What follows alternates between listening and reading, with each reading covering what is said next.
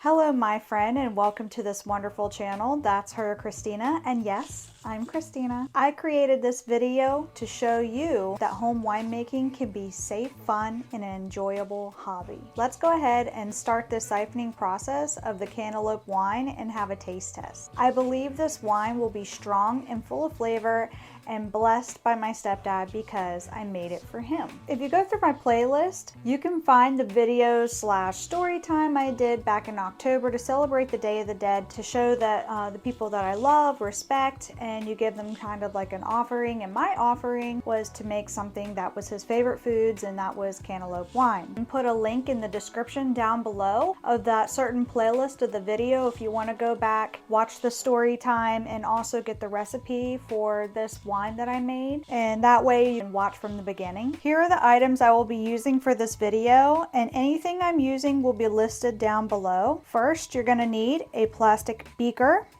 a hydrometer, auto siphon, Campden tablets, 5 of them, something to crush it in, a turkey baster, a 3-piece airlock, and a bowl. I'm very adamant when I say this, but please make sure that you're always cleaning your materials with a disinfectant. You don't want bad bacteria and germs to get into your long waited work just to be ruined because you didn't clean out instruments or surrounding areas where you placed them. When you go into Subway and you order a sandwich there and the clerk starts putting the gloves on and then touching the cashier, or the phone rings and they still got the gloves on, and then answer the phone, and then it's then they go back over and they didn't switch out the gloves, and then they just started touching your sandwich with the same nasty gloves or something like that. So we don't want to, spread anything. We want to keep everything disinfected. So let's get to it.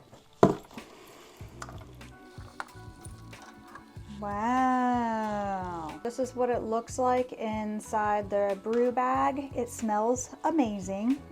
It smells like wine. And we have a big brew bag that needs to come out, but it looks not too bad. So before I disturb it too much, I'm gonna go ahead and get my bowl so I can transfer over the brew bag. So I have my handy dandy bowl here off to the side with the old airlock because this needs washed and disinfected. I'm gonna take this out. Oh, it's still heavy.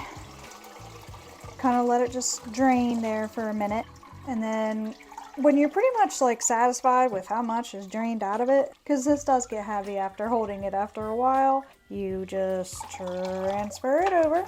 And I just want to tell everyone, this is a messy job. Messy, messy, messy. Next, before we move on, I'm going to go ahead and do a gravity check. The reason why I need to do this is because in the beginning, when I first made this wine, it had a potential of 17% alcohol. So we need to see where we're at. So let's go ahead and start doing that. All right, I have my handy dandy beaker here and my turkey baster.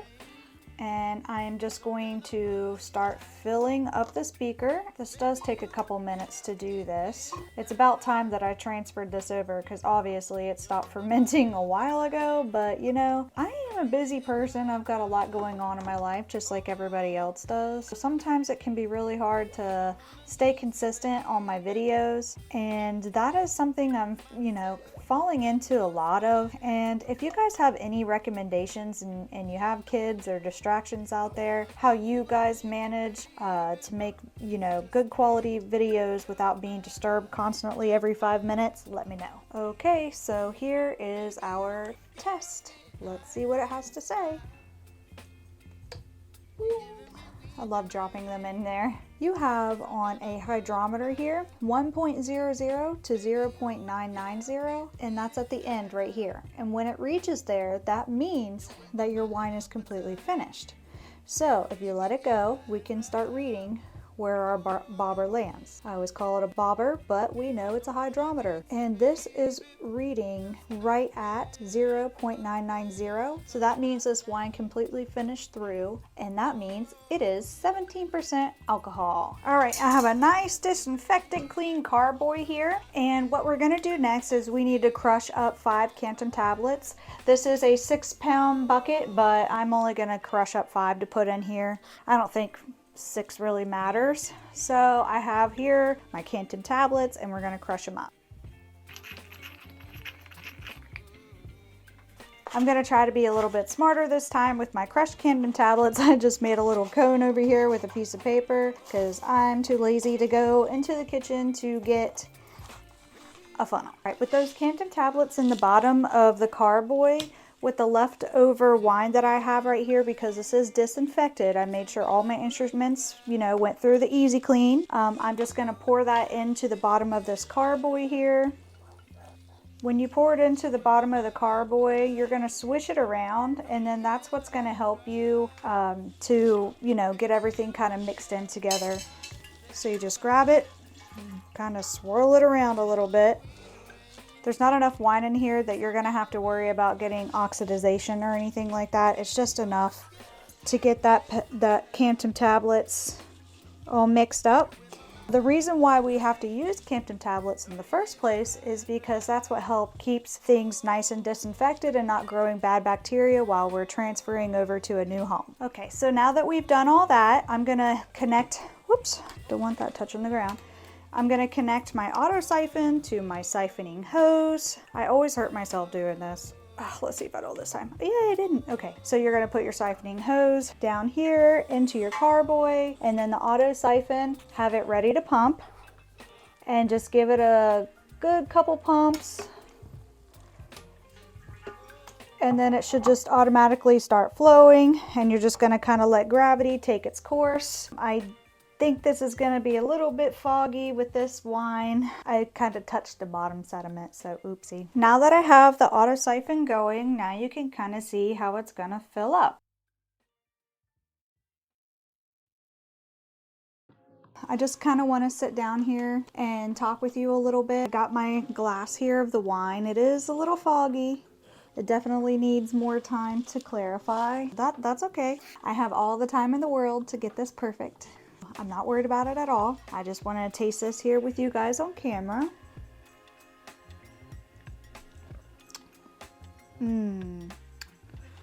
I love the flavor of this wine. When I taste it, it gives me almost like a tutti frutti flavor, if that makes sense. So it's dry, it's definitely dry. It's a little on the strong side, but I think once we back sweeten it, it'll be a little bit easier to take down. But it is very nice. And if I told somebody that this was Cantaloupe wine, I'm not sure right off the bat that they would know it was Cantaloupe wine. I think that they would be kind of confused at first because it just gives you like a tutti frutti candy taste in your mouth. And the cantaloupes that I used, I got them from the Amish when I did this. And they were the tiny little cantaloupes. I can't remember what they're called right now. Shoot. Those tiny little ones have like extra flavor, and the smell that they give off are amazing. I made sure to save the seeds for those so I can grow them this year in my yard, so I'm super excited for that. And the taste just rolls to the back of your throat, and when it does, it just gives you that after effect of that tutti fruitiness, and the acidity as well inside of this is so good that it just makes your mouth water. And that's what I like to do a lot with my wines, is I like to have some acidity to it. I just think that it just, you know, tops it off, makes it better. It just gives you enough of that to make, when the wine goes back, your mouth is just full of flavors and starts watering, and that's the best part. It's very good, very good. I could just sit here and talk to you guys and just keep drinking this and watching it fill up. I mean, it's a very delicious wine. Flow has stopped, and this is what we're left with at the bottom of the bucket. This is all just pure sediment, as you can see, so we do not want any of that. So I'm gonna go ahead and take out my auto siphon stuff here and move on. Wham! Okay, I'm back. We had already finished the auto siphoning stop. There was nothing but a bunch of sediment at the bottom of the bucket. You don't want that in there. This is what we are left with. This is our final project. The only thing left we need to do is get your sanitized airlock. Fill it up with some water. Okay, then put your little piece in there. You know, with a nice clean lid. Oh, I need my bong. Where's the bong? And you need a disinfected little bong here. I forgot to show it to you guys, sorry. Put it in there. Put that on top and she's good to go. One thing you guys always notice is you have to have just a little bit of neck space. You don't want to get all the way up to here and have a little neck space. You want a little bit more neck space. So that's what it is, people. We are finally done with this wine, and let's go ahead and put it in the back. Oh, no joke, that was really heavy. Okay, so I really hope that you all enjoyed this video. Please remember to like the video, subscribe, hit the notification bell also down below. That also lets you know when my videos come out. I fell out of YouTube's algorithm a while ago, and I just have not been able to get back into the rhythm. So it really helps me out a lot to like, subscribe, and hit the bell below. I hope that you follow me on my journey here on this channel as we try new things, and I will see you all very soon in my next video. And as always, happy fermenting.